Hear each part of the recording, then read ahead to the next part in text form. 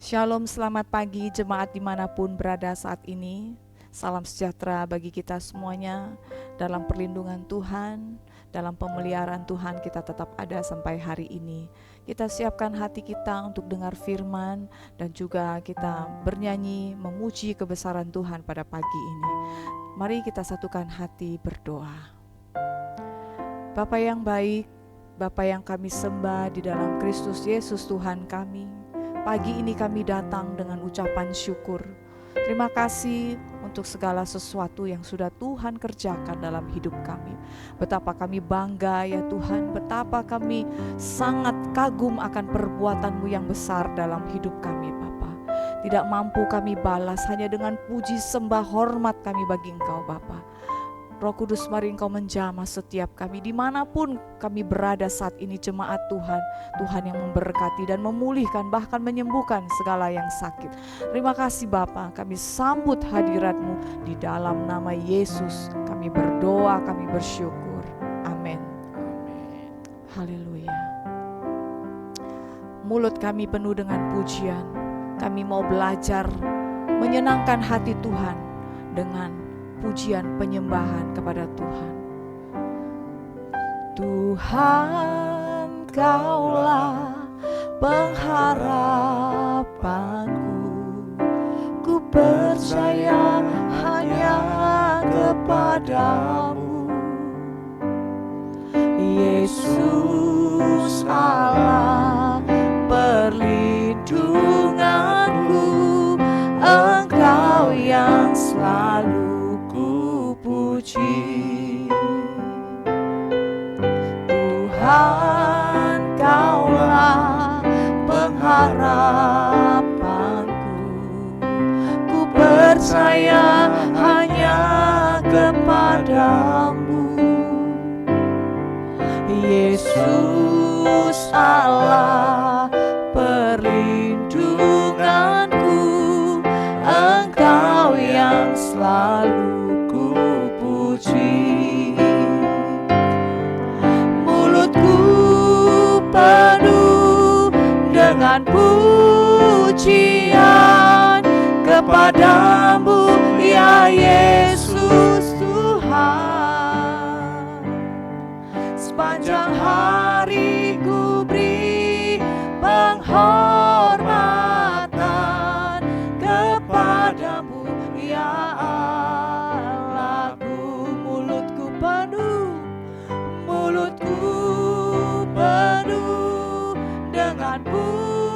pujian kepadamu ya Yesus Tuhan.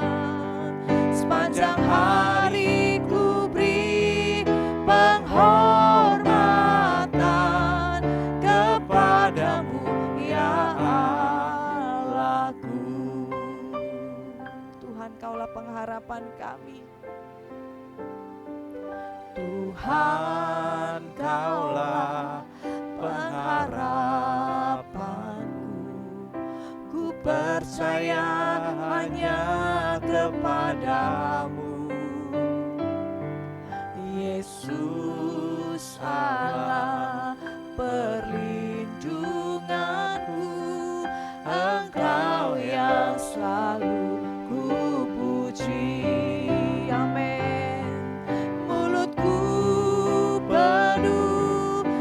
Pujian kepadamu ya Yesus Tuhan. Sepanjang hari ku beri penghormatan kepadamu ya Allahku. Mulutku penuh dengan pujian kepadamu ya Yesus Tuhan. Sepanjang hari ku beri penghormatan kepadamu ya Allahku. Sepanjang hari ku beri penghormatan kepadamu kepadamu ya Allahku. Sepanjang hari ku beri penghormatan kepadamu ya Allahku.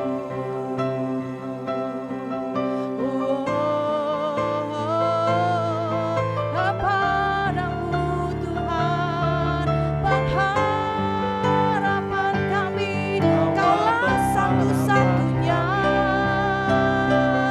dalam hidup kami Tuhan, yang kami percaya, yang kami andalkan. Sebab dari mulai ya Tuhan segala hormat bagimu, pujian pengagungan bagi Yesus. Kami sembah Kau Tuhan, kami tinggikan Engkau.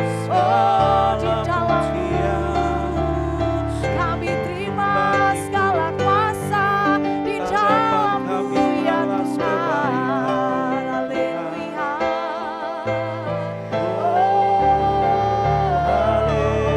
Terima kasih. Mulutku penuh dengan pujian, sebab dari mulai ya Tuhan segalanya yang terbaik Kau sediakan Tuhan. Mari sembah.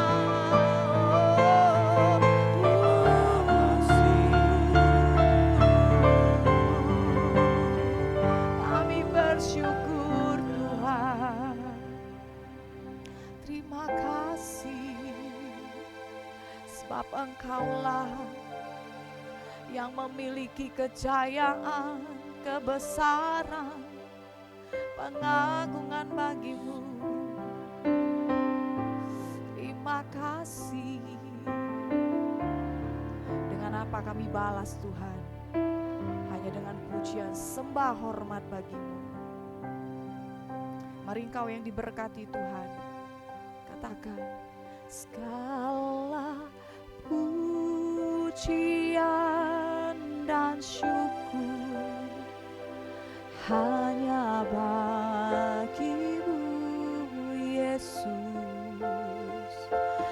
Dengan apakah ku balas kasih-Mu? Segala hormat kemuliaan hanya layak bagimu. Ku sembah Yesus seumur hidupku.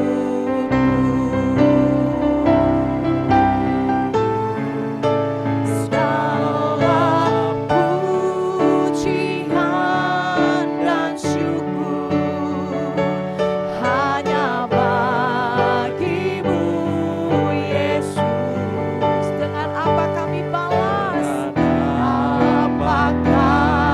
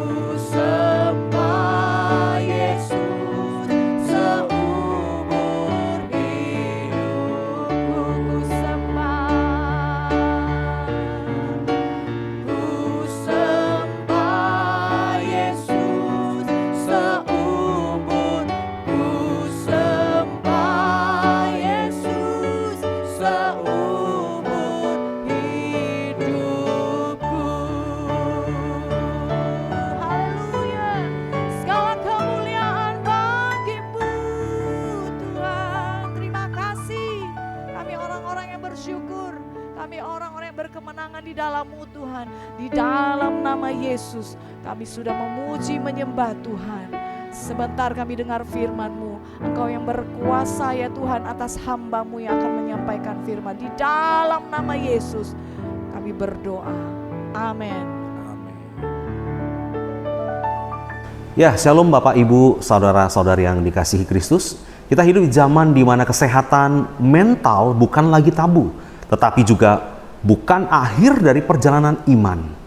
Data global menunjukkan bahwa depresi dan kecemasan meningkat drastis. Bahkan di kalangan orang percaya, banyak dari kita datang ke gereja dengan senyuman di bibir, tetapi hati terasa seperti bejana yang retak. Pemazmur, yaitu penulis daripada kitab Mazmur, yang mengatakan bukanlah orang asing dengan kegelapan batin. Dalam Mazmur 42 yang menggunakan kata tarab, yaitu dalam bahasa Ibrani yang artinya apa? Hati yang hancur berkeping-keping atau jiwa yang tercabik-cabik seperti mangsa yang diterkam oleh singa. Ia tidak berpura-pura baik-baik saja. Ia bertanya dengan jujur, mengapa engkau tertekan, hai jiwaku? Pagi ini kita diajak melakukan mental health check. Bukan dengan psikologi semata saja, tetapi dengan berakar kembali pada Kristus sendiri. Karena akar yang sehat menghasilkan misi yang berbuah, bukan karena kita sempurna, tetapi karena kita terhubung pada sumber kehidupan yang tidak pernah mati. Tema bulan Mei adalah berakar pada Kristus. Tema gereja tahunan kita 2026 adalah fruitful mission, adalah misi yang berbuah. Tetapi pagi ini kita balik pertanyaannya. Bagaimana mungkin kita berbuah jika akar kita sendiri masih sakit? Mari kita periksa bersama-sama. Yang pertama, yaitu nefes shefalah dalam bahasa Ibrania, yaitu jiwa yang tertekan bukanlah dosa, tetapi pintu masuk anugerah. Dalam Mazmur pasal 42 ayat 6, pemazmur menggunakan kata nefes yang berarti jiwa, seluruh keberadaan, nafas kehidupan kita. Ini bukan sekedar emosi sesaat, tetapi keseluruhan diri kita, pikiran, perasaan, kehendak, bahkan seluruh tubuh kita. Lalu ia menyebut jiwanya, yaitu shefalah, sebuah kata yang secara harafiah berarti merunduk sampai ke tanah atau tertekan ke bawah. Dalam budaya Timur kuno, mengakui jiwa yang tertekan dianggap remeh, tetapi pemazmur dengan sengaja menulisnya sebagai nyanyian yang dinyanyikan di bait suci. Ini artinya apa Bapak Ibu? Allah tidak membenci kejujuran tentang sakitnya jiwamu. Sebaliknya, Ia mengundang Anda dan saya ke dalam ibadah sejati di dalamnya. Kesehatan mental yang sehat dalam perspektif Alkitab bukanlah ketiadaan rasa sakit, tetapi keberanian untuk membawa rasa sakit itu ke dalam hadirat Tuhan. Saya ingin mengutip quote dari Pak John Wesley dari jurnal hariannya ketika ia mengalami apa yang sebutnya kemurungan rohani. Ia katakan seperti ini, aku berbaring di lantai rumah kamarku selama 3 jam. Tidak bisa berdoa, tidak bisa membaca, tidak bisa melakukan apapun. Air mataku habis, lalu aku berbisik, Tuhan, aku tidak baik-baik saja. Jiwaku seperti kain perca yang koyak. Dan untuk pertama kalinya dalam berminggu-minggu, aku merasakan damai. Bukan karena masalahku hilang, tetapi karena aku berhenti berpura-pura bahwa aku kuat. Di sini aku belajar, kesehatan rohaniku tidak diukur dari seberapa sering aku tersenyum, tetapi seberapa jujur aku mengaku kepadanya. Di dalam renungan Wesley, seorang penginjil besar yang berkhotbah puluhan ribu kali mengalami depresi. Ia tidak lagi menyembunyikannya, tetapi ia menjadikannya pintu masuk untuk berakar yang lebih dalam. Bapak Ibu yang terkasih dalam Tuhan, mari kita tutup mata kita sejenak. Jujurlah di hadapan Tuhan. Apa yang sesungguhnya Anda dan saya rasakan pagi ini? Lelah? Kosong? Atau marah? Kecewa? Tidak apa-apa. Katakan saja. Tuhan tidak akan kabur karena keluhan Anda. Tuhan justru duduk di samping Anda. Kata nefesh shefalah, yaitu jiwa yang tertekan, bukanlah musuh iman. Ia adalah tamu yang membawa Anda lebih dekat lagi kepada Allah. Bapak yang kasih dalam Tuhan, kita masuk dalam poin yang kedua, yaitu erizomenoi, yaitu akar yang sehat tidak terlihat tetapi terasa di badai.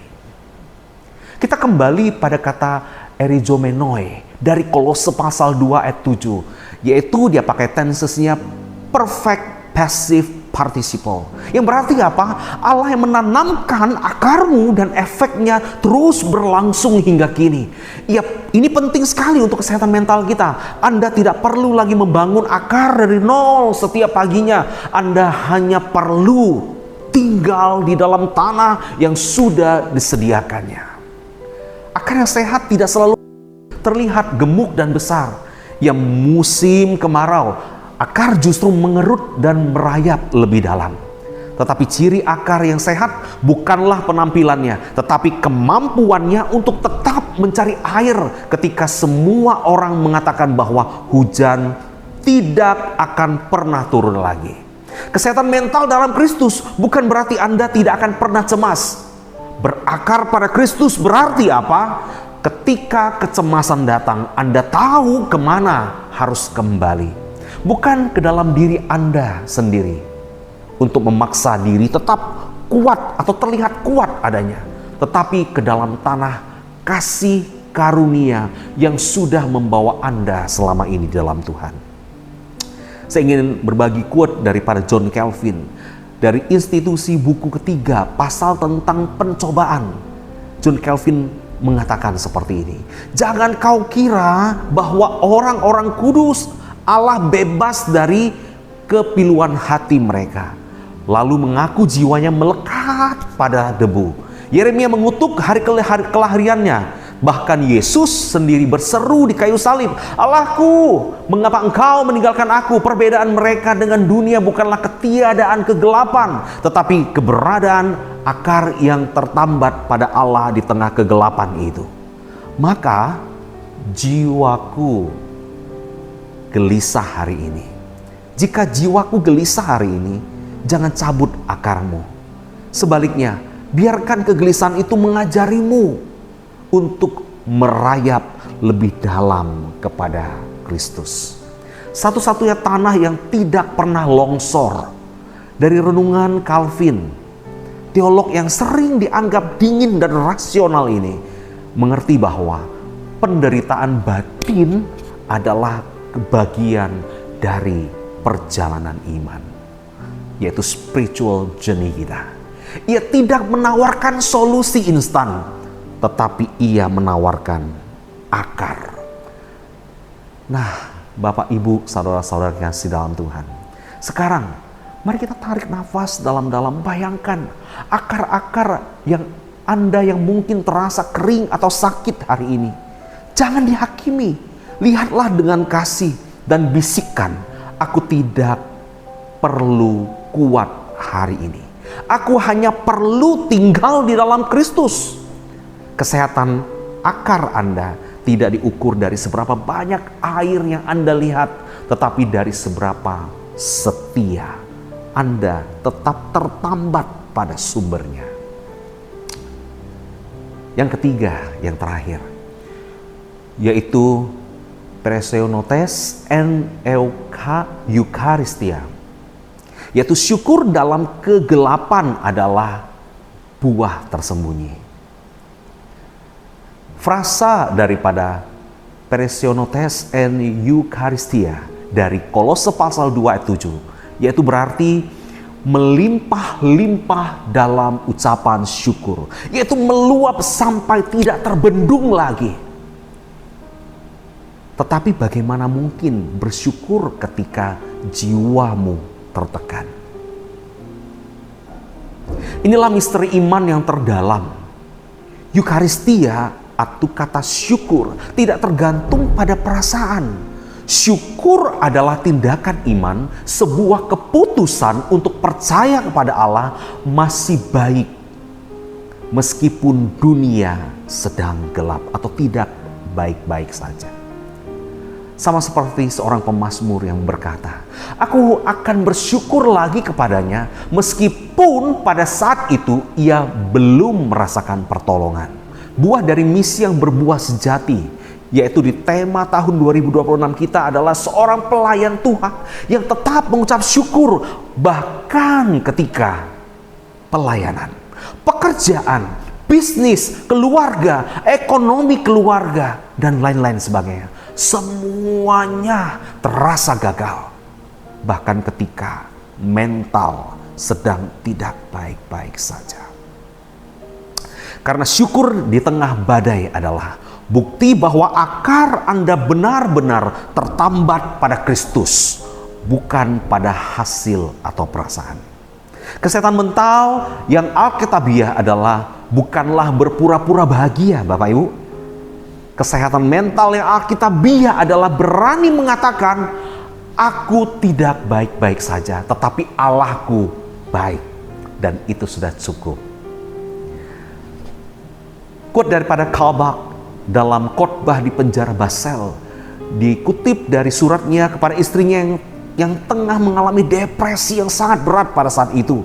Ia mengatakan seperti ini, "Kekasihku, engkau bertanya kepadaku, apakah imanmu lemah karena engkau tidak bisa merasakan sukacita?"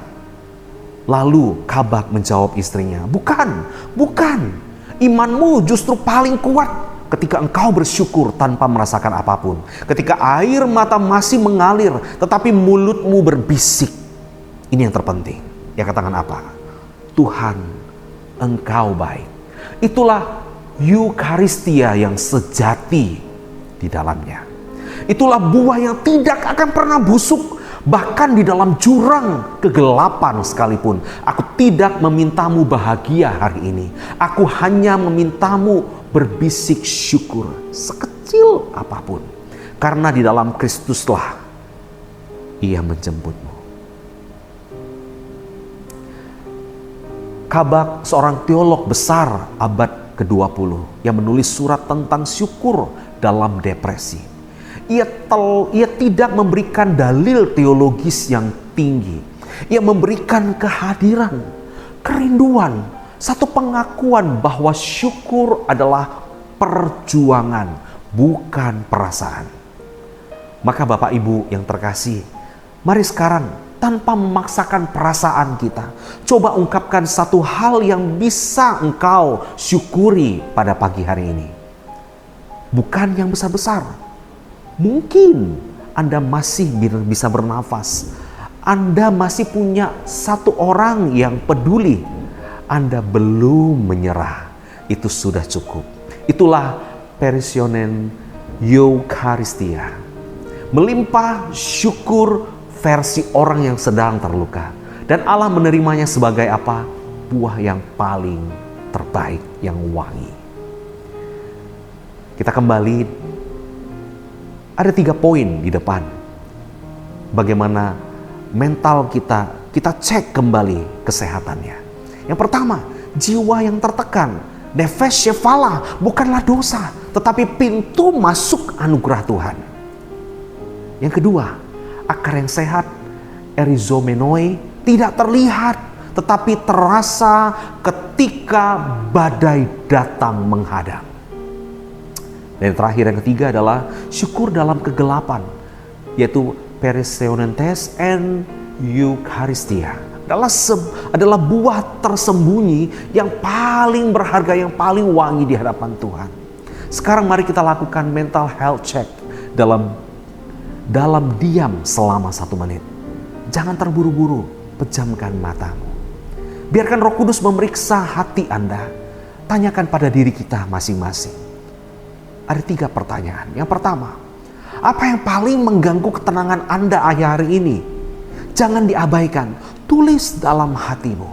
Yang kedua, Apakah Anda selama ini berpura-pura kuat di depan orang lain dan di depan Tuhan?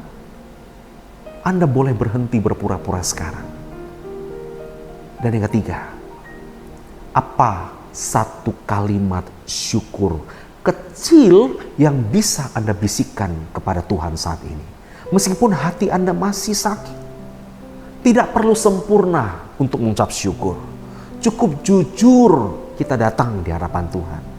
Mari kita bersama menenangkan diri kita. Kita hening. Biarkan keheningan berbicara kepada setiap kita.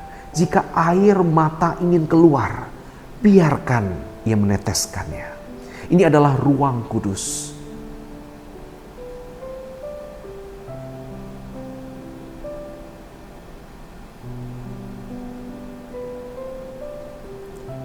Izinkan saya berdoa untuk Anda. Mari kita tundukkan kepala kita.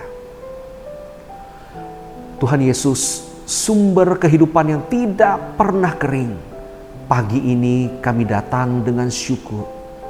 Kami datang dengan jujur. Bukan dengan topeng, bukan dengan senyum palsu, tetapi dengan nefesh shefalah, jiwa yang tertekan dan lelah ini. Kami tidak baik-baik saja. Maafkan kami karena selama ini kami berpura-pura kuat, padahal hati ini hancur. Maafkan kami karena kami lebih peduli pada penilaian orang daripada kesehatan akar rohani kami. Kami tidak meminta-Mu menghilangkan semua rasa sakitku saat ini. Kami hanya meminta Tuhan, biarkan akar-akar kami yang kering ini tetap tertambat di dalam Kristus. Biarkan kami tetap berpegang pada-Mu. Meskipun tangan kami gemetar, ajari kami bersyukur dalam kegelapan. Bukan syukur palsu yang kami paksakan, tetapi syukur kecil yang jujur itu di hadapan Tuhan. Syukur karena Engkau tidak meninggalkan kami. Syukur karena kami masih bisa bernafas. Syukur karena kami hari ini masih bisa memilih untuk tidak menyerah. Dan jika misi kami terasa mandul tahun ini karena mental yang sedang sakit, biarlah kami tetap percaya bahwa berakar pada-Mu adalah misi yang paling berbuah dari semuanya. Di dalam nama-Mu, satu-satunya yang sembuh dan patah hari ini bersama kita yang orang percaya katakan, amin. Bapak Ibu terkasih dalam Tuhan, kesehatan mentalmu tidak diukur dari seberapa sering Anda tersenyum di medsos. Mungkin di TikTok, Instagram, dan lain-lain sebagainya. Tetapi dari seberapa jujur Anda berlutut di hadapan Tuhan. Akar yang sehat tidak selalu kelihatan kuat. Kadang ia merintih, kadang ia menangis, kadang ia hanya diam. Tetapi ia tetap tertambat. Dan disitulah mukjizat misi yang berbuah sedang dimulai. Bukan ketika Anda sembuh total, tetapi ketika Anda berani berkata, Tuhan, saya sakit, tetapi saya tetap di sini, di dalam Engkau. Pergilah Bapak Ibu hari ini dengan damai. Jangan pura-pura kuat. Cukup berakar di dalam Kristus. Soli Deo Gloria, segala pujian, hormat, kemuliaan bagi nama Tuhan. Amin. Bapak Ibu terkasih dalam Tuhan, Anda berharga di mata Allah. Ia berkenan kepada engkau karena ia mau mati bagi engkau. Mari responi kasihnya, berakar di dalam dia. Biar melalui lagu ini, pengikraran iman kita di hadapan Tuhan. Mari kita bersama naikkan pujian ini dengan sikap doa. Hidupmu berharga bagi Allah. Tiada yang tak berkenan di hadapannya. Dia ciptakan kau seturut gambarnya. Sungguh terlalu indah kau bagi dia. Dia berikan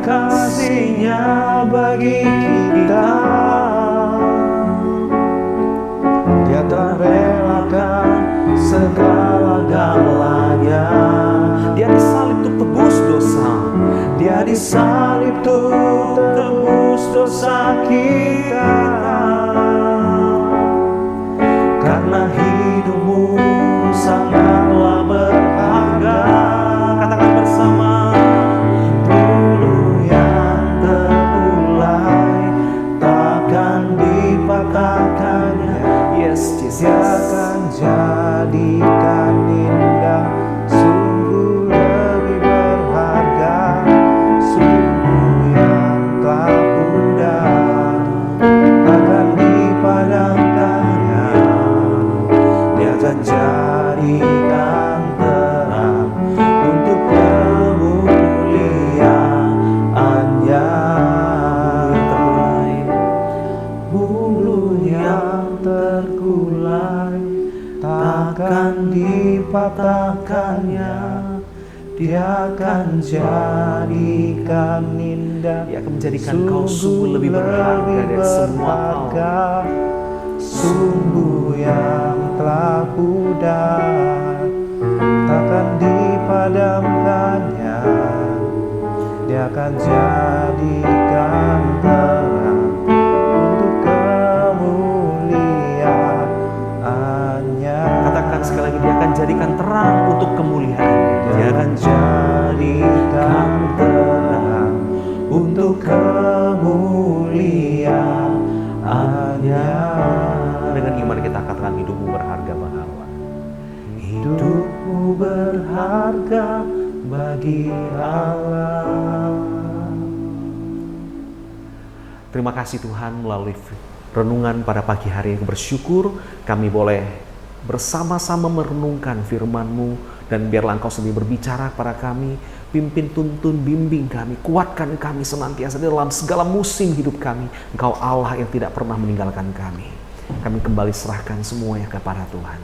Tuhan memimpin kami. Terima kasih Tuhan, inilah doa kami di dalam nama Tuhan Yesus.